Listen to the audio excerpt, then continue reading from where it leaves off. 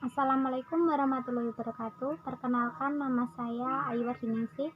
Saya dari kelas 12 TKJ 2. Di sini saya akan menjelaskan materi mengenai ancaman terhadap jaringan komputer, baik itu secara fisik maupun secara logik.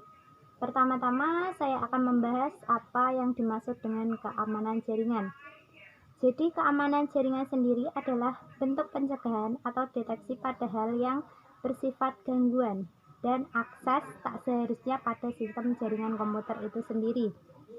Langkah-langkah pencegahan untuk membantu menghentikan pengguna yang tidak sah yang disebut penyusup untuk mengakses setiap bagian dari sistem jaringan komputer. Tujuan keamanan jaringan komputer adalah untuk mengantisipasi resiko jaringan komputer berupa bentuk ancaman fisik maupun logik, baik langsung ataupun tidak langsung. Dalam suatu jaringan komputer, jika terdapat celah bisa digunakan untuk suatu kejahatan. Ancaman juga bisa datang jika user masih awam dengan bentuk serangan. Saya akan menjelaskan inti atau pokok dari materi ancaman terhadap jaringan komputer. Yang pertama yaitu ancaman fisik. Ancaman fisik pada jaringan komputer, kebanyakan orang beranggapan bahwa serangan terhadap keamanan jaringan cenderung pada non-hardware-nya saja. Tetapi sebenarnya serangan tersebut bisa terjadi pada hardware itu sendiri. Sebagai contoh, saat jaringan kita dihack oleh orang lain, maka software baik data, file, ataupun aplikasi akan rusak, yang bisa juga menyebabkan hardware kita tidak bekerja secara normal, sehingga hardware kita akan mengalami kerusakan. Serangan fisik terhadap keamanan jaringan dapat menyebabkan beberapa kerugian. Kerugian itu diantaranya adalah sebagai berikut. Yang pertama, terjadi gangguan pada kabel. Yang selanjutnya, kerusakan hard disk, konsleting, akses bukan pengguna, data tak tersalur dengan baik, koneksi. Ancaman logik terhadap keamanan jaringan. Ancaman logik terhadap keamanan jaringan adalah ancaman yang terjadi pada perangkat lunak jaringan itu, seperti data, dokumen, database, aplikasi, dan lain-lain.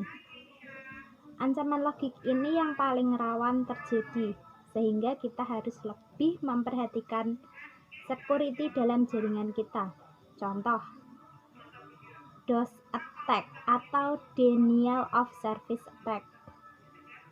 DOS adalah jenis serangan terhadap sebuah komputer atau server di dalam jaringan internet dengan cara menghabiskan sumber yang dimiliki oleh komputer tersebut sampai komputer tersebut tidak dapat menjalankan fungsinya dengan benar. Selanjutnya adalah ancaman logik terhadap keamanan jaringan.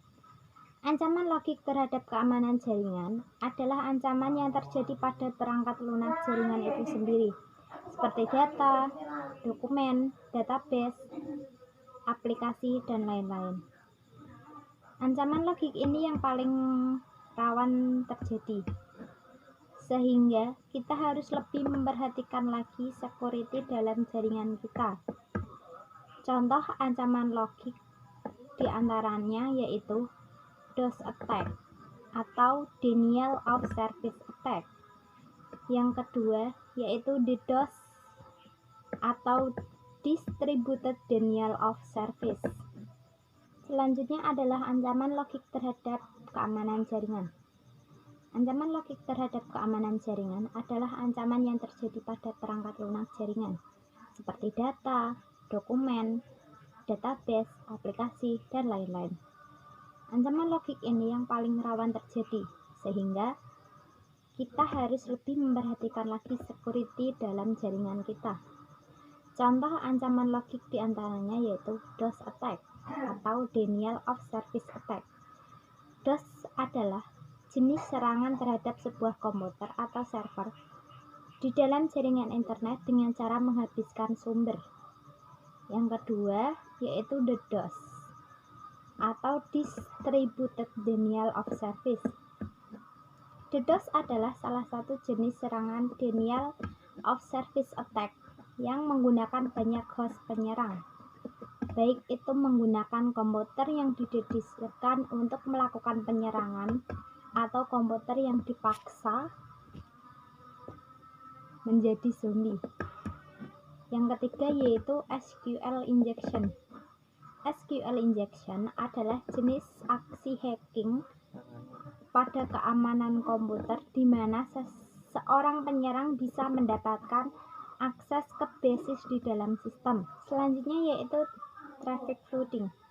Traffic flooding adalah serangan terhadap keamanan jaringan dengan cara memberi traffic atau lalu lintas jaringan dengan banyak data, sehingga lalu lintas jaringan yang datang dari pengguna yang terdaftar menjadi tidak dapat masuk ke dalam sistem jaringan tersebut. Selanjutnya yaitu request flooding. Request flooding adalah serangan terhadap keamanan jaringan dengan cara membanjiri jaringan melalui banyak request terhadap sebuah layanan jaringan yang disediakan oleh sebuah host. Selanjutnya yaitu device. Device adalah serangan pada perubahan tampilan dengan cara mengganti atau menyisipkan file pada server. Selanjutnya yaitu social engineering. Social engineering yaitu serangan pada sisi sosial dengan memanfaatkan kepercayaan pengguna. Hal ini seperti fake login hingga memanfaatkan kelemahan pengguna dalam sosial media. Selanjutnya yaitu malicious code. Malicious code adalah serangan dengan menggunakan kode berbahaya dengan menyisipkan virus, worm, atau trojan horse. Selanjutnya yaitu spoofing. Spoofing yaitu memalsukan alamat web dengan membuat web yang identik dengan web aslinya untuk mendapatkan username dan password. Selanjutnya adalah cracker. Cracker yaitu orang atau sekumpulan orang yang mempelajari sistem secara diam-diam dengan maksud menyerang atau merusak sistem tersebut.